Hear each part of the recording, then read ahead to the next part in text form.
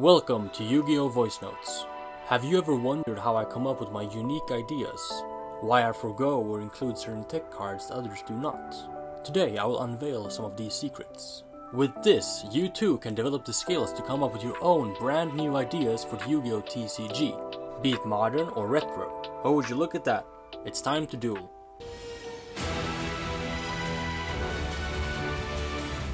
I'm really trying to make Sky Striker work.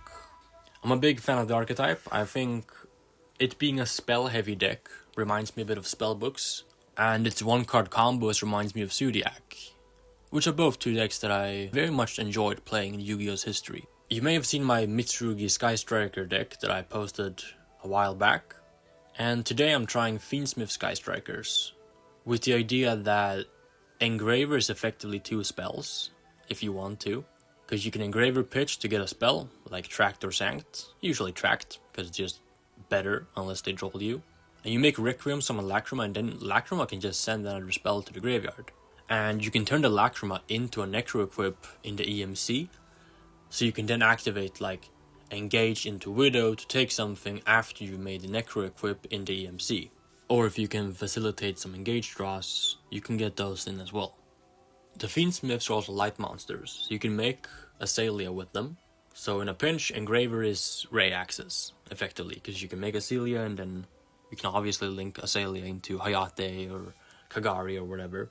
They also provide you with more plays to do every single turn and more ways to survive the game. So this is the list I'm currently working with. Some points of contention are the free copies of Raye, and I suppose the non-engine that I play. I also decided to exclude Multirole and only play 2 Widow Anchor, because I want to try the theory that Lemnis Gate is your grind game. You try to set up a Lemnis Gate with 2 preferably free spells in the graveyard, striker spells, and you recycle them back. You try to like turn skip your opponent by bouncing a lot of their cards back. Like if you return 3 spells and 3 links, you can bounce back 2 of their cards. And then you do like the 0 tag out into Raye and Rose. You tag out Raye into Kagari, targeting the Lemnis Gate, or like an Engage if you have that engraved. And in the same chain you can use Lemnis Gate's graveyard effect, since you summon a Sky Striker, and you can make Seek and send something, or you can kind of just leave it there. Another thing I realized is that you tag out 0, chain Lemnis Gate to put back like 0, a Kagari, and 2 spells, for example. Then you have the 0 back in the extra deck. So for the following turn, even if your Kagari is not adding back Engage, you can, with the Lemnis Gate, either link summon into Seek by banishing it from the grave, or you can just opt not to do that and just tag out the Raye, which either gets you to Shizuku to grab and Engage, or you can get Kagari if you think they can deal with the Shizuku, and the Kagari adds back Lemnis Gate, and then in your turn you turn your 2 Sky Strikers into 0 yet again, and you kind of have that pseudo-infinite loop.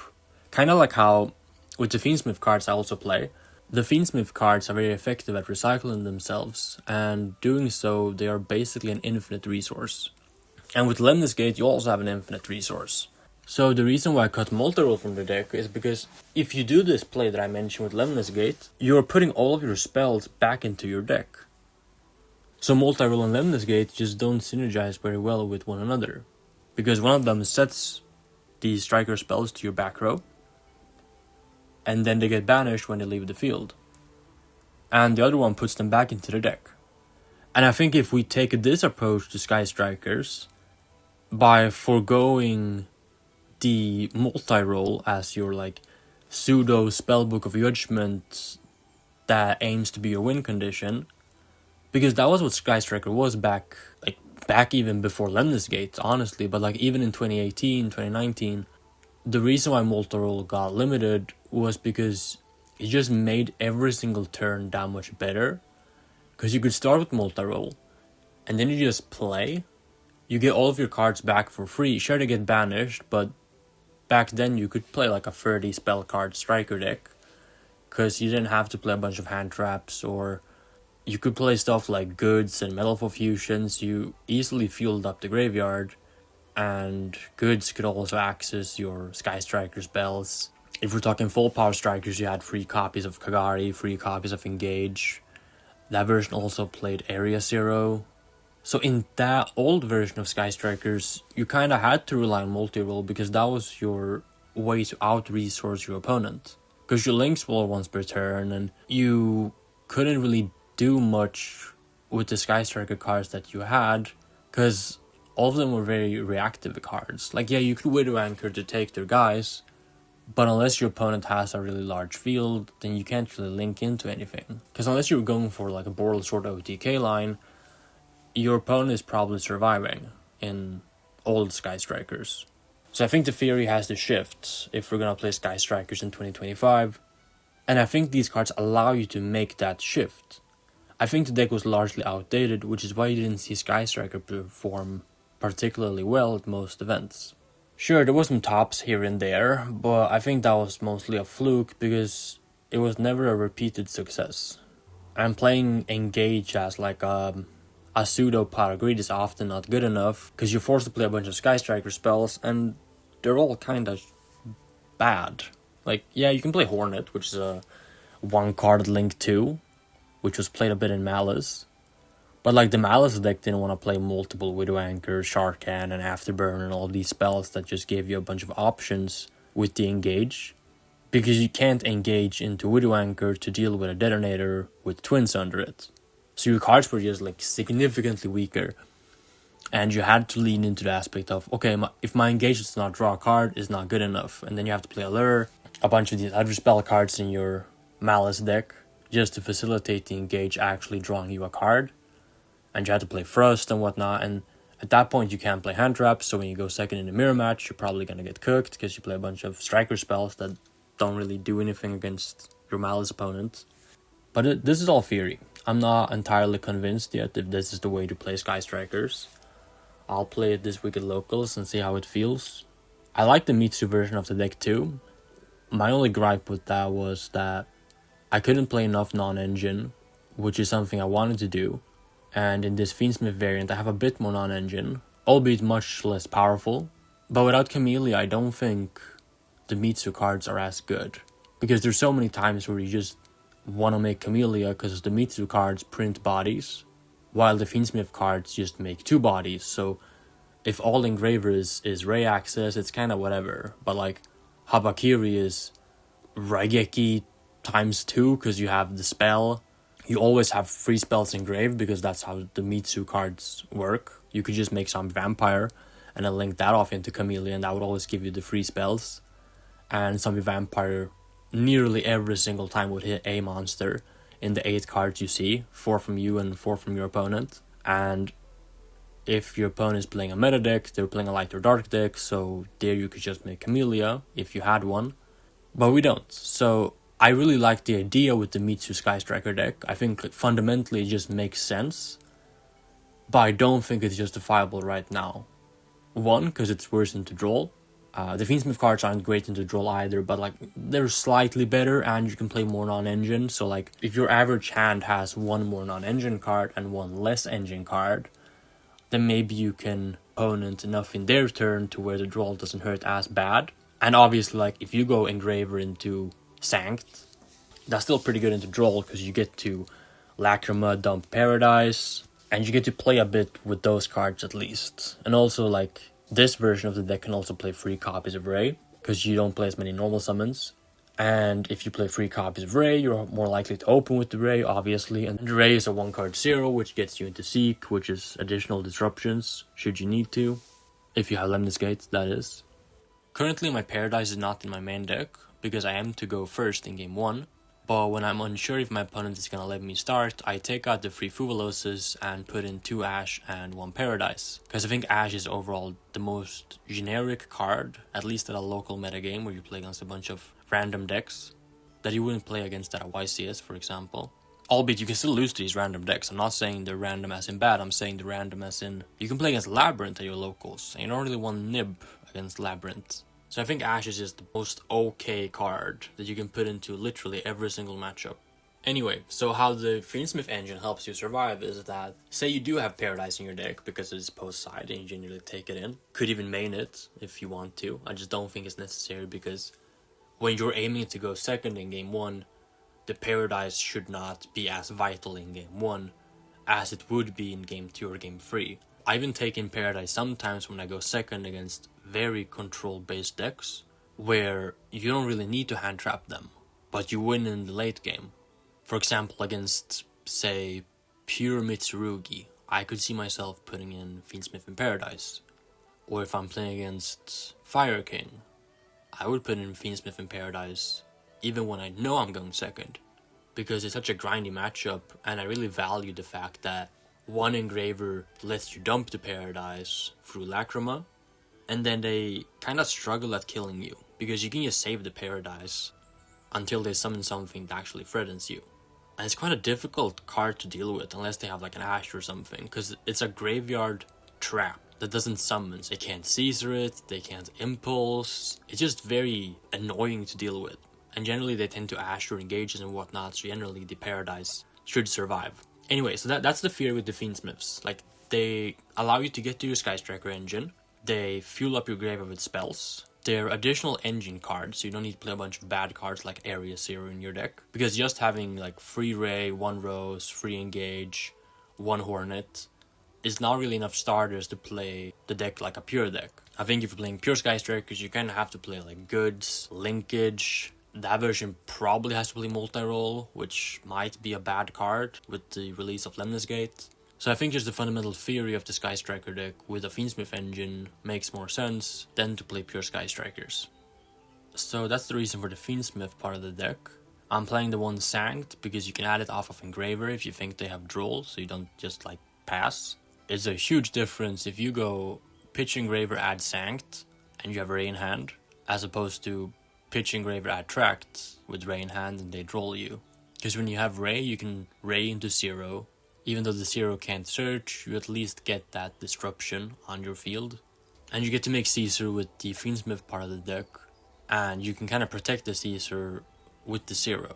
As for my non-engine, I decided to go with main Fuva, Droll, Bestials, Droplet, Thrust, Imperm, and then obviously the talents for the Thrust, and the one called by mainly for Droll.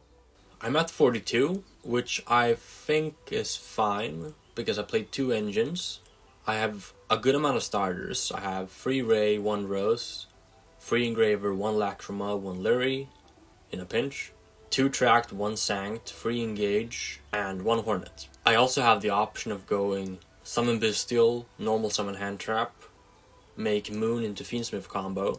You can kind of like bait your opponent sometimes with a Bestial to like have them activate a monster effect. If you play against Maliss and you're like Bestial their, say, White Binder, they might be inclined to use the White Binder's effect to bring it back, because if they don't play GWC06, it's kind of just stuck in the banish zone. And then they activate a monster effect, so your Thrust or potentially Talents will be live. For example, if you have Thrust, you might just do the Bestial in draw phase, because if you do it in main phase, they can chain March Hand and your Bestial is stuck in hand. But they probably would activate the White Binder if you do it in draw phase and just put you on, like, yeah, you can Thrust me, but I want my White Binder back.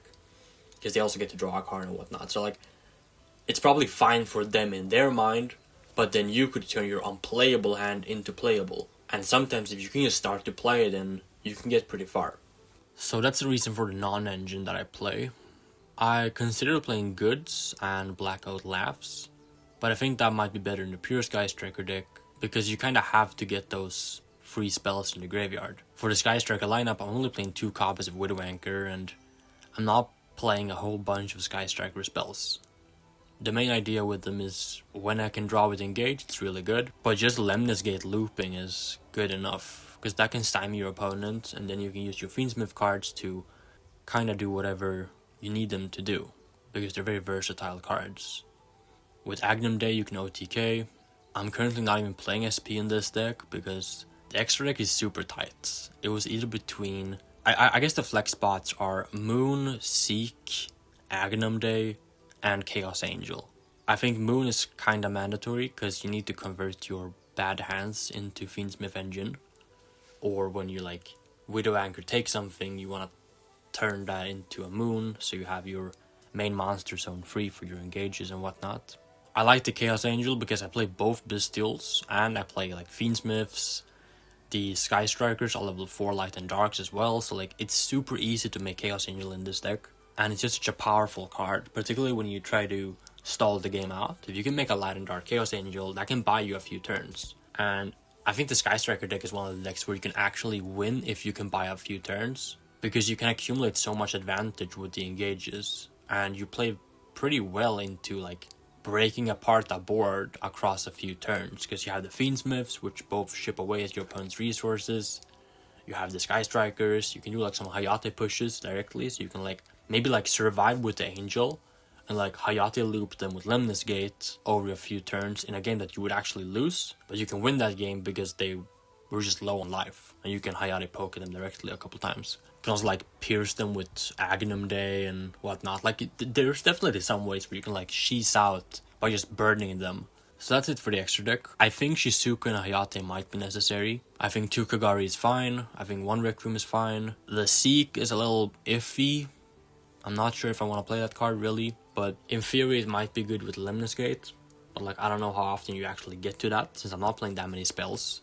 It's mainly like, if they let me start, I can Raye into 0, 0 into Raye and Rose, tag out Raye into Kagari, add back, like engage, banish the Lemnis Gate, make a Seek and send a card.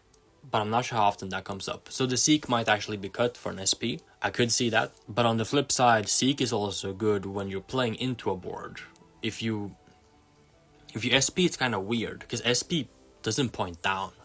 So like if you make SP in the EMC, you have to link that SP off, or like face it out against something. SP also, if I use the unsummon effect, then I can't attack directly. And with this deck, I'm trying to kill them if I have the option. Like preferably if I can OTK them, I want to OTK them.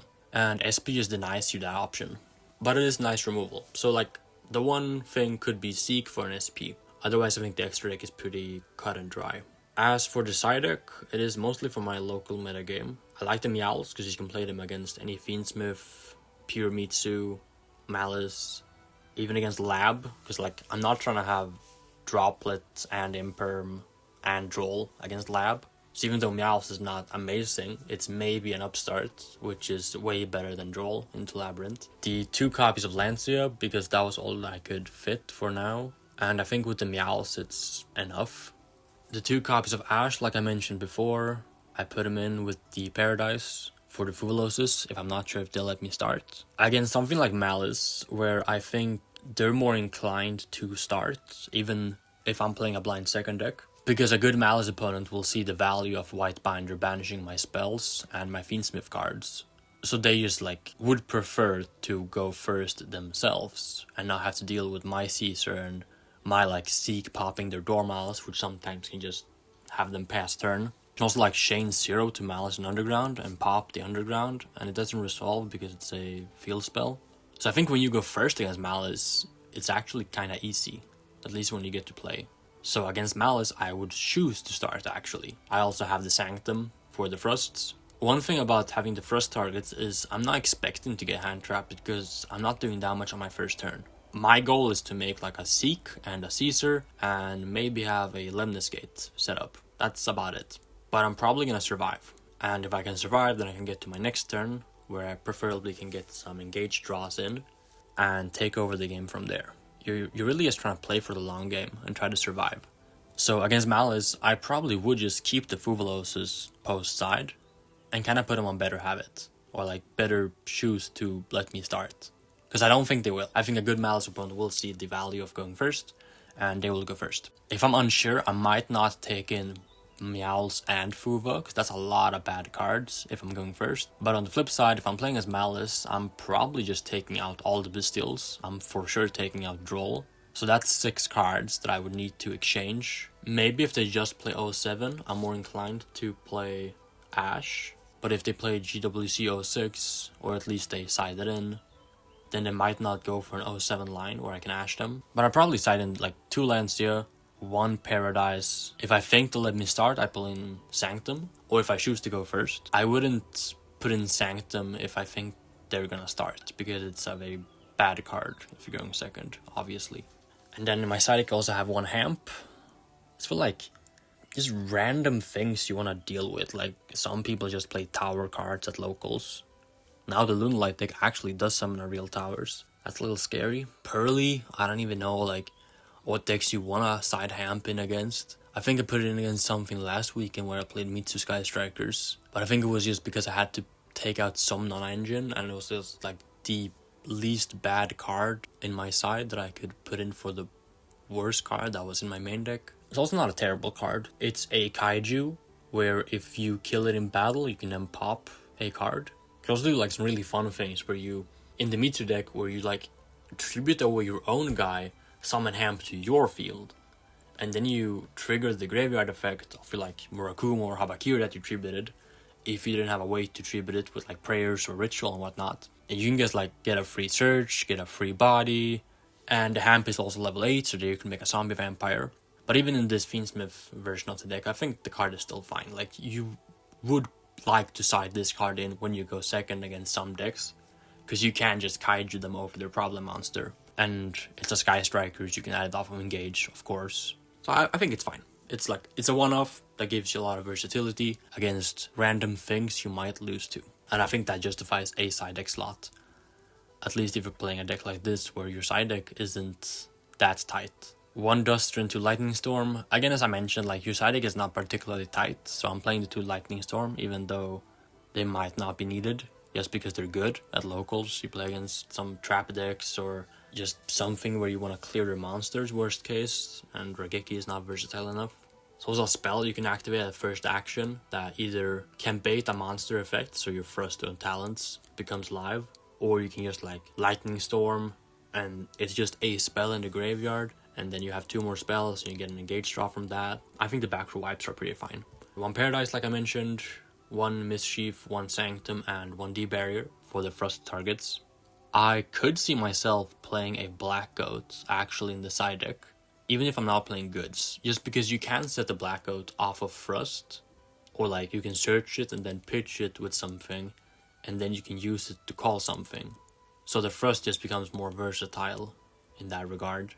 But I think the Mischief, Sanctum, and D-Barrier are a bit more mandatory to play if you want to play some thrust targets. Because you Mischief against Raye Mitsu, and there's no better card.